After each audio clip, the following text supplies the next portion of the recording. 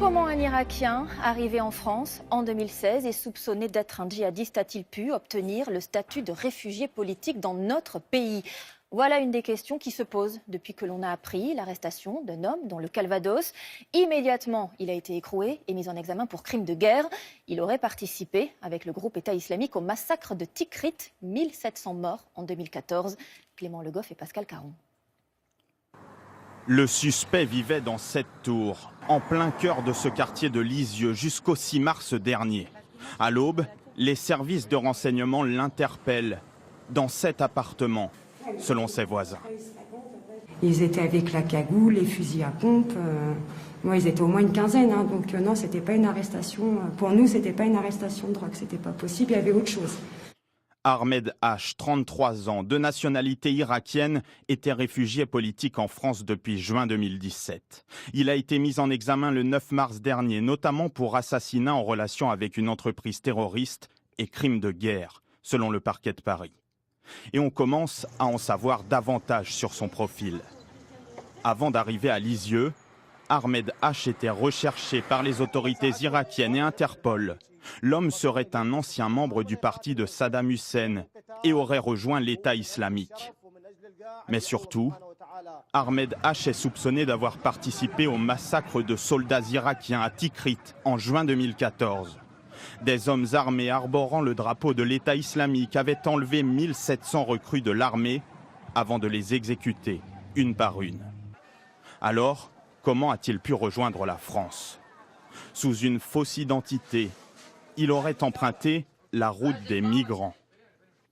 Arrivé par la Grèce, il aurait traversé l'Europe, la Hongrie, l'Allemagne, jusqu'à la France, Calais où il a fait une demande d'asile et enfin Lisieux où il s'était installé. Un cas rare, mais pas une première.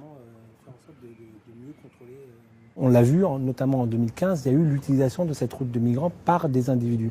Les quantifier, c'est extrêmement difficile. C'est le travail évidemment d'Europol avec l'agence Frontex, mais on ne peut aujourd'hui pas quantifier combien, par définition, de sympathisants de Daesh ont utilisé cette route des migrants.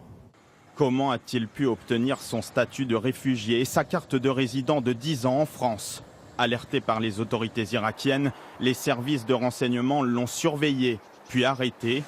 Ahmed H est depuis incarcéré et son statut de réfugié lui a été retiré. Audrey Goutard, cette affaire soulève plusieurs questions et même inquiétudes. Je vais le répéter une nouvelle fois, ce djihadiste présumé avait obtenu le statut de réfugié politique dans notre pays. Évidemment, on veut comprendre comment est-ce possible. Comment ce statut est-il attribué? Alors, ce statut a été attribué selon la Convention de Genève de 1951. En fait, vous avez un office, l'Office français de protection des réfugiés et apatrides, qui donne ou pas ce statut. C'est un office français et en 2017, près de 100 000 personnes ont fait cette demande.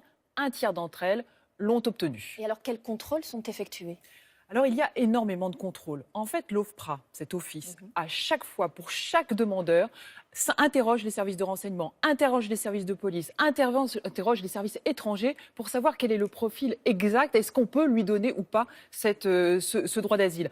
Ensuite, vous avez des agents dans cet office qui reçoivent un par un les demandeurs. Ce sont des agents qui connaissent bien la région d'où vient le demandeur, qui sont en principe capables d'entendre le récit et de discerner s'il y a mensonge ou pas. Mais alors, dans cette affaire qui nous préoccupe aujourd'hui, est-ce qu'il y a eu dysfonctionnement? Alors, il faut savoir que ce n'est pas une science exacte. Tout est basé sur le récit de réfugiés, de demandeurs. Les agents, effectivement, font leur maximum. Les services de renseignement font aussi leur maximum pour essayer d'avoir des informations. Mais si, comme c'est le cas de l'homme dont on parle, effectivement, cet homme se présente sous une fausse identité. Si, effectivement, il n'y a pas assez d'informations, il peut y avoir une erreur. Alors, les autorités me soulignaient que c'était effectivement leur plus grande angoisse, mais ils soulignaient également qu'ils étaient finalement parvenus à identifier cet homme et à l'incarcérer. Merci Audrey Goutard pour ces précisions.